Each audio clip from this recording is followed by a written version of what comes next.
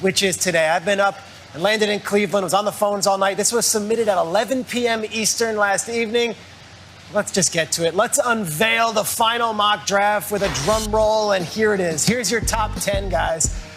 I got Trevor Lawrence, Zach Wilson, Mac Jones, 1, 2, 3, Pitts. Then it gets weird. Sewell to the Bengals after going Chase for the past 2 mock drafts and hearing Chase all week. I'm going Sewell 5, Dolphins get 6, and then 7 and 8.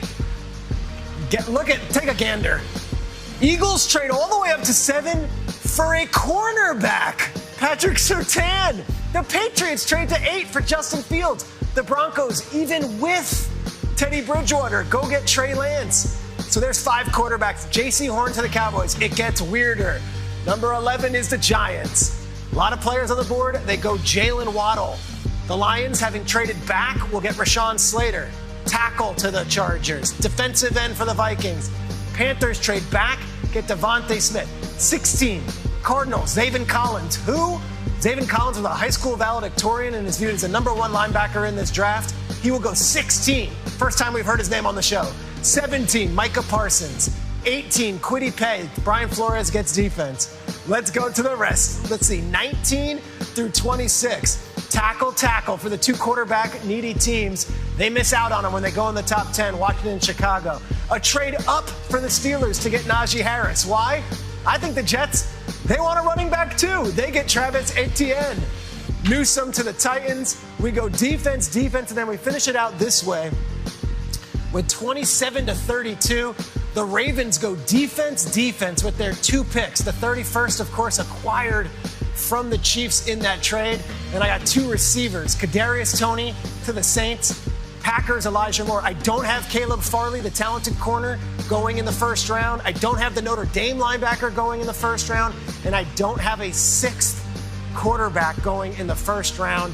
All of that is very, very unique. Here is the quarterbacks and how I saw it shaken out. Lawrence, Wilson, I think at the end of the day, I went with my gut. I went with Mac. And then I have Fields to the Patriots at 8. And then Trey Lance to the Broncos. I open it up to Twitter. I open it up to NFL Network viewers. Open it up to ESPN2 viewers. And most importantly, I open it up to my brothers and my sister at Good Morning Football. Guys, I am open for interrogation. Have at it. Kyle Brandt, what do you want to know? I don't know, Peter. You had me at Zaven Collins high school valedictorian. The other mocks don't have that stuff. That's why we love you. But, Peter, you know that we are thrilled to be in the ESPN world today. So what in the name of Charlie Steiner is going on with the Philadelphia Eagles trading up with the Lions, not for a quarterback, for a defensive back? Peter, are you in your room with long hair listening to Slayer like the professor while you do this? What's going on? Shout out to John Clayton. Shout out to Sal Palantonio, Ron Jaworski, all the fine ESPN Philadelphia-based people.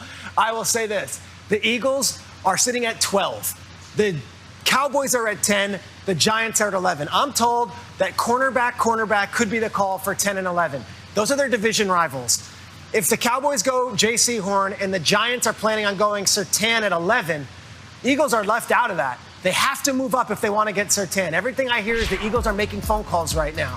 If that's the case, they could likely give up 2 third-round picks, move up, and go in front of those teams. You very rarely see a team traded to the top 10 for a non-quarterback. Surtain makes so much sense for the Eagles. It is such a need. He's the complete player.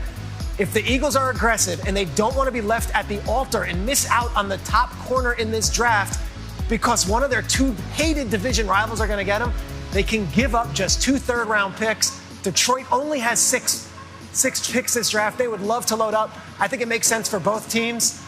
Eagles fans, buckle up. It could be a wild night. You're sitting there at 12. I don't know how this works out, but I wouldn't be shocked if they traded up or if they traded back tonight. Surtain to the Eagles, I don't think it happens at 12. They have to get above those 2 division rivals to make it work.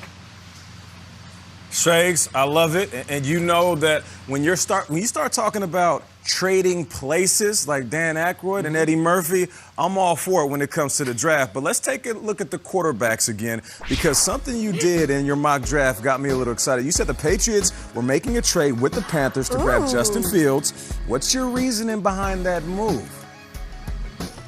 I just don't see the Patriots going to battle with Cam Newton this season as their only quarterback option. And I don't see the Patriots expecting to be in the top 15 of an NFL draft anytime soon. I also don't see 5 quarterbacks in next year's draft. So with Justin Fields still available and the Carolina Panthers not being able to get Penei Sewell, I believe the Panthers would love Sewell.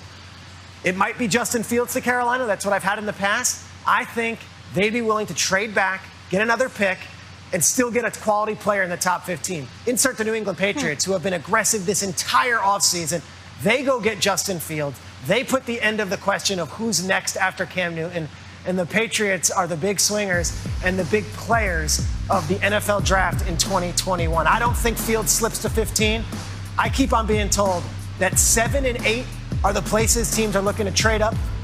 I wouldn't be shocked if it's the Patriots. And I don't know. After this past free agency, put my name on it. Let's see. Patriots trade up, and Bill Belichick drafts his first quarterback of his time in New England. Robert Kraft says, I want an aggressive approach. We saw that in free agency. We'll see if it translates. You think it will tonight in the draft. Fascinating that you have the Broncos, even after acquiring Teddy Bridgewater, still taking a quarterback and Trey Lance there in the top 10 of this draft. I love that. You have the Giants taking Waddle. Mm-hmm. That's super fascinating to me. I thought for sure they'd go defense. Interesting. But let's go to number 3. That's the bread and butter, the surf and turf. It's what we've been talking about for months now.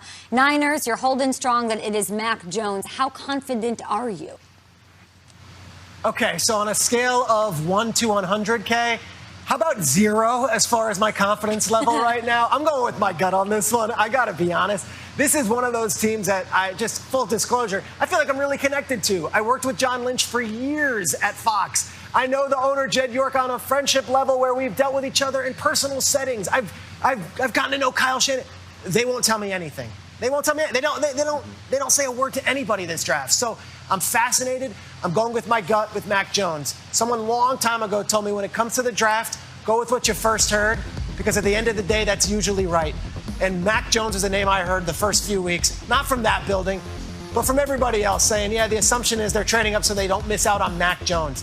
Trey Lance might have blown him away, and Trey Lance might very well be the pick. I wouldn't be shocked. Guess what? I went with Mac Jones. And if it's tomorrow Trey Lance, I'll be the first one to tell you I got that one wrong. Love it. Schrags will be picking it apart all day. You can go to NFL.com/Schrager for version 3.0. 0 confidence level. I thought you'd at least say 50. It's one or the other. Trey or Mac.